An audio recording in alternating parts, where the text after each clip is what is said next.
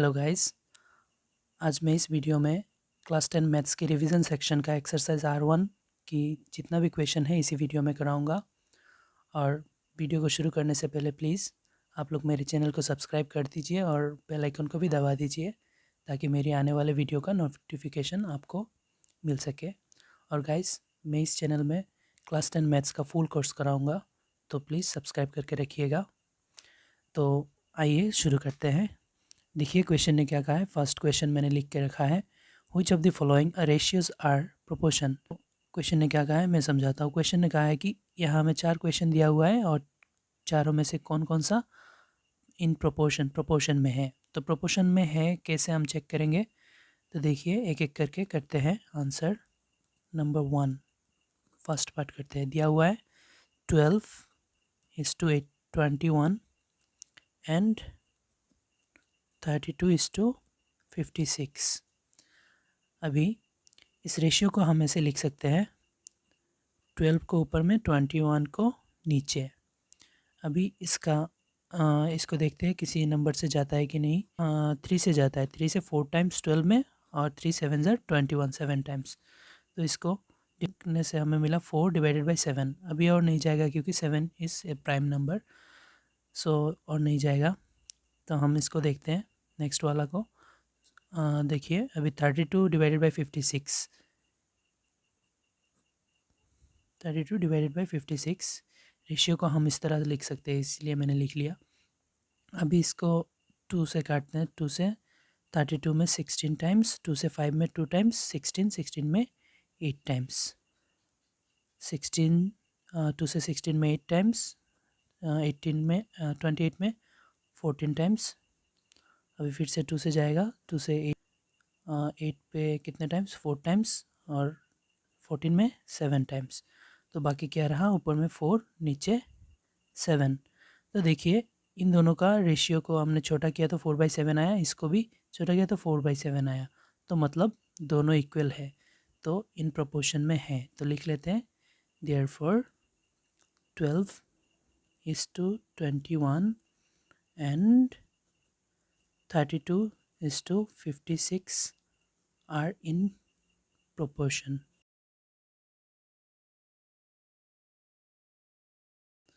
तो लिख दिया आर इन प्रोपोर्शन। अब चलिए नेक्स्ट पार्ट को चेक करते हैं। नंबर बी, क्वेश्चन को एक बार लिख लेते हैं। तो क्वेश्चन को फिर से लिख लिया। अभी उसका सॉल्यूशन करते हैं, देखते हैं ये भी प्रोपोर्शन में होता कि नहीं। तो रेशियो को पहले जैसा लिखा है इसे ही लिख सकते हैं, 18/30। तो इसको काट देते हैं। 18 2 से 9 टाइम्स और 30 में 15 टाइम्स। अभी 3 से दोनों जाएगा। 3 से 9 में 3 टाइम्स, 3 3 9 और 3 5 15 5 टाइम्स। तो इसको काटने से हमें मिला ऊपर में 3 नीचे 5। अभी 14/21 करके देखते हैं। 14/21 तो काटते हैं। 4 2 से 7 टाइम्स, सॉरी 2 से नहीं जाएगा, ये दोनों जाने वाला नंबर्स 7 है। 7 से अगर काटेंगे तो 14 में 2 टाइम्स और 21 में 3 टाइम्स। तो ऊपर में बचा 2, नीचे बचा 3।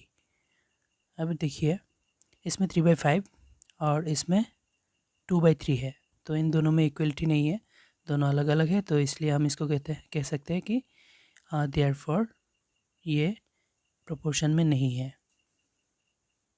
तो गाइस लिख लिया, ये दोनों प्रोपोर्शन में नहीं है। अब आइए पार्ट को चेक करते हैं। तो गाइस ये दिया हुआ है सी नंबर 22:33 एंड 33:24। तो देखते हैं होता है कि नहीं प्रोपोर्शन में।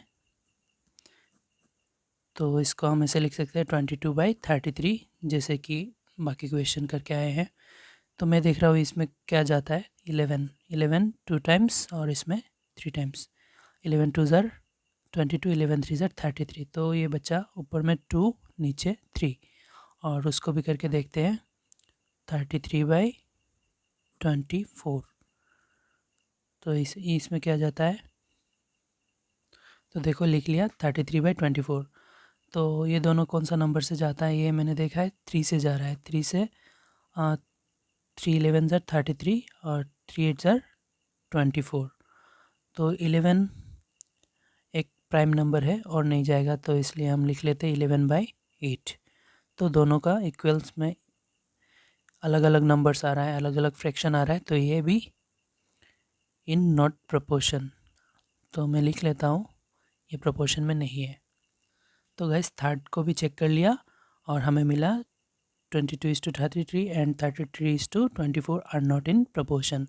अभी लास्ट है डी नंबर, डी को भी चेक कर लेते हैं क्या है। तो गाइस देखिए डी को भी हमने लिख लिया। अभी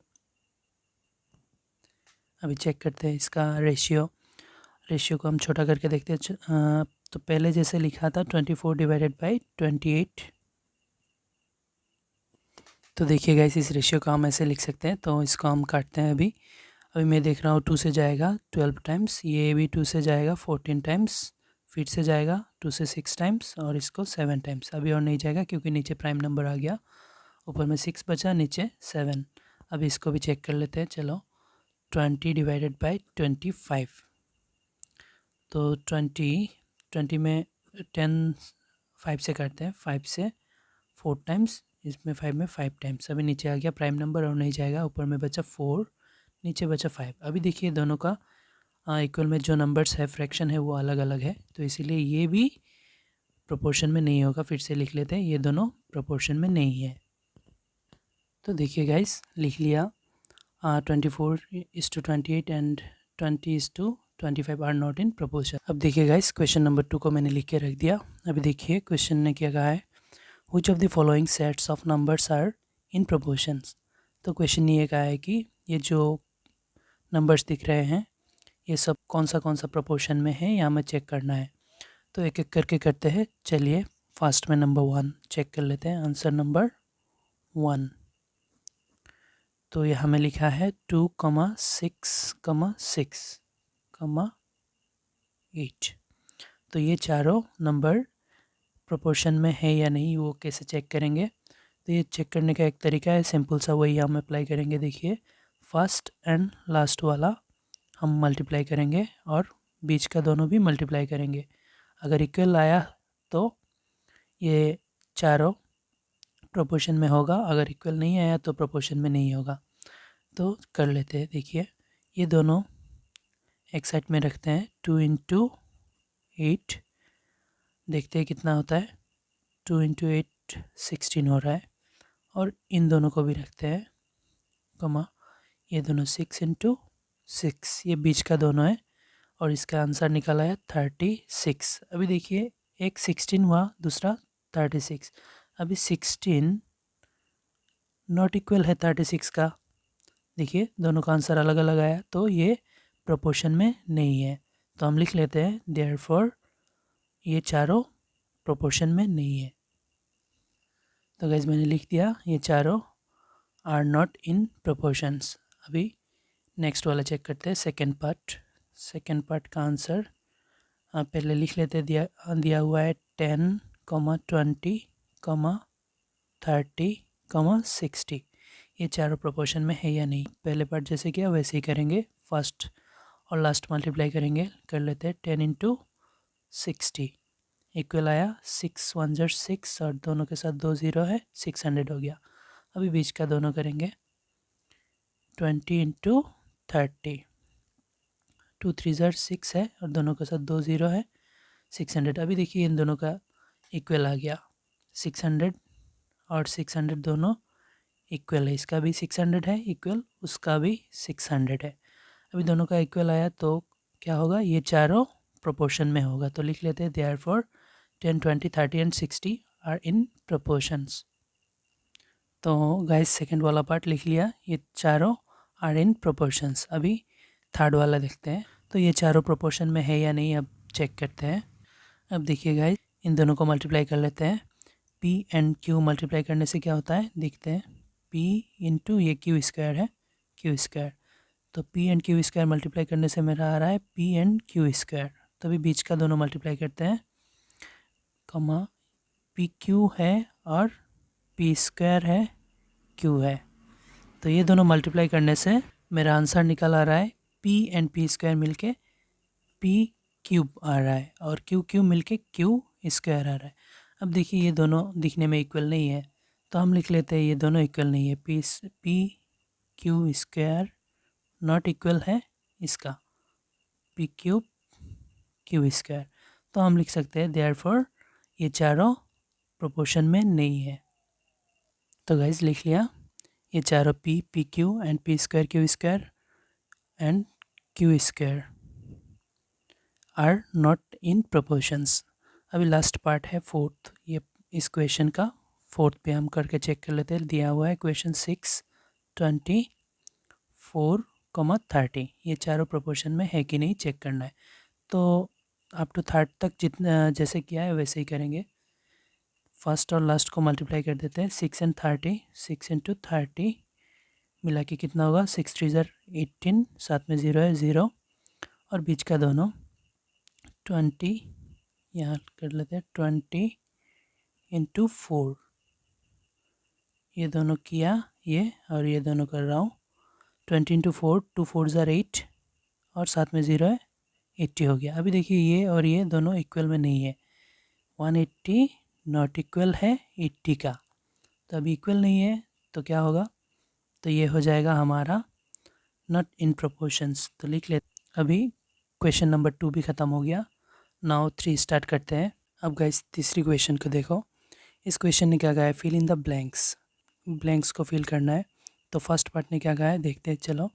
area of circle A equal pi R square, if A increase then R dash. देखिए क्वेश्चन ने क्या कहा है, क्वेश्चन ने कहा है कि एक सर्कल है, पकड़ लो, ये है एक सर्कल, तो इसका एरिया का फॉर्मूला है, एरिया को ए लिखा है और इसका फॉर्मूला है पाई आर स्क्वायर, ये लिखा है पाई आर स्क्वायर।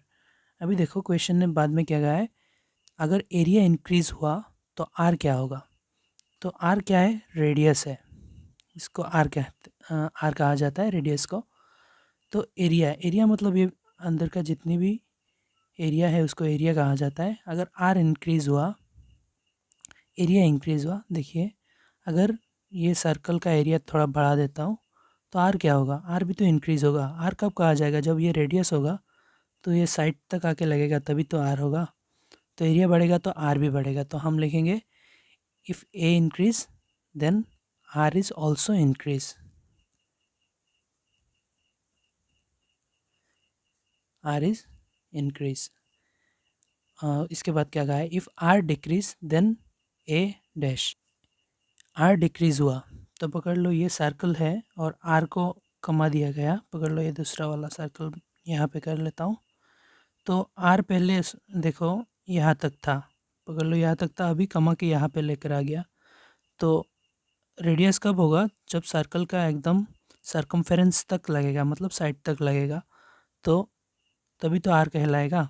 तो आर अगर छोटा हुआ तो रेडियस भी एरिया भी तो कम गया ना, तो क्या होगा, आर डिक्रीज़ हुआ तो एरिया भी डिक्रीज़ होगा। यहाँ पे लिख लेते हैं ए डिक्रीज़ होगा।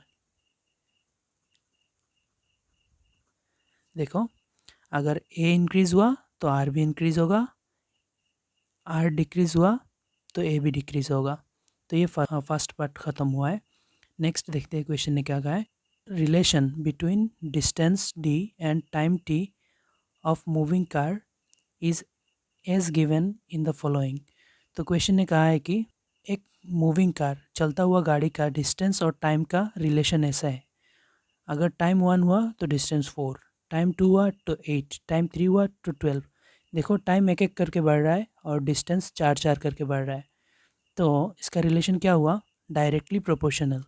तो हम क्या क्या कह सकते हैं, T and D varies directly, तो यहाँ पे हम लिख देते हैं डायरेक्टली।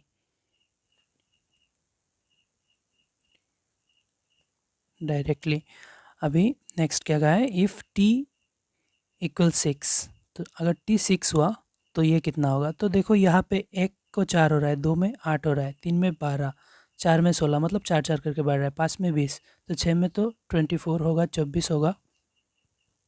तो हम यहाँ पे लिख लेते हैं if T 6 then D will 24, D 24 होगा। अभी इफ़ डी 28, अगर ये डी 28 हुआ तो इधर तो एक एक करके बढ़ रहा है, तो टी कितना होगा, 7 होगा, 7 होगा, तो हम लिख लेंगे टी होगा 7। अभी इसमें अगर डी 36 हुआ तो टाइम कितना होगा, तो ये 8 होगा, ये 9 होगा, ये 4 करके बढ़ रहा है। 36 हुआ तो टाइम कितना होगा, 9 हो जाएगा। तो यहाँ पे हमारा थर्ड क्वेश्चन भी ख़त्म हो गया। अभी गाइस क्वेश्चन नंबर 4 को देखिए। क्वेश्चन 4 क्या कह रहा है, if p proportional q and when p equal 6 then q equal 30, now p equal 2 then what is the value of q।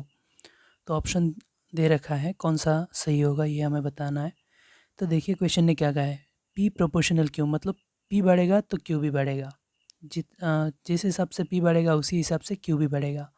तो क्वेश्चन ने पहले कहा है हमें p अगर 6 होता है तो q हो रहा है 30, तो मतलब अगर p 6 है तो q हो रहा है 30, तो अगर p 2 हुआ तो q कितना होगा। तो हम इसको ऐसे डिवाइड करके देख लेते हैं किस हिसाब से ये बढ़ रहा है। चलो ये 6 से दोनों जा रहा है, 6 में 1 टाइम्स, 30 में 5 टाइम्स, 6 5 ज़ा 30। तो ये 1 है तो p अगर 1 हुआ तो q 5 हो रहा है, तो p अगर 2 हुआ तो q कितना होगा, 10 होगा। ये 2 हो रहा है तो अगर ये 10 होगा, पकड़ लो, इसके साथ 2 मल्टीप्लाई किया तो ये 2 हुआ, तो इसके साथ भी 2 मल्टीप्लाई करना पड़ेगा तो ये 10 हो जाएगा। तो मतलब हमारा ये थर्ड वाला ऑप्शन करेक्ट होगा। ये आंसर, ये 20 नहीं है, ये 10 है, 20 ये था, तो ये वाला करेक्ट है। तो यहाँ पे हमारा थर्ड क्वेश्चन भी, सॉरी यहाँ पे हमारा फोर्थ वाला क्वेश्चन भी ख़त्म हो गया। तो अब ये गाइस तो अब ये गाइस फिफ्थ क्वेश्चन को देखिए। क्वेश्चन ने क्या कहा है, find the value of y in the blank space of the following table. तो इस टेबल में यहाँ दिख रहा हूँ मैं 1 में 32 आ रहा है, 2 में 16, 4 में 8, तो 8 में कितना होगा ये बताना है। तो मैं देख रहा हूँ x का वैल्यू जितना बढ़ रहा है y का वैल्यू उतना घट रहा है, तो किस हिसाब से घट रहा है ये देखता हूँ मैं इसको 4 लिख लेता हूँ। तो देखो ये डिवाइड के हिसाब से कम रहा है, 2 से 30 को डिवाइड किया 16 हुआ, 4 से 32 को डिवाइड किया 8 हुआ, 8 से 32 को डिवाइड किया 4 हुआ, तो उसी हिसाब से y का वैल्यू यहाँ पे होगा 4। तो ये था लास्ट क्वेश्चन इसी एक्सरसाइज का। इस वीडियो में मैं एक्सरसाइज R1 का जितना भी क्वेश्चन था करा दिया। नेक्स्ट वाला वीडियो में एक्सरसाइज R2 को कराऊंगा। मैं वीडियो का डिस्क्रिप्शन में मैं दूसरा एक्सरसाइज का लिंक दे दूंगा, और वीडियो को अच्छा लगे तो लाइक एंड शेयर कर लीजिएगा। Thank you.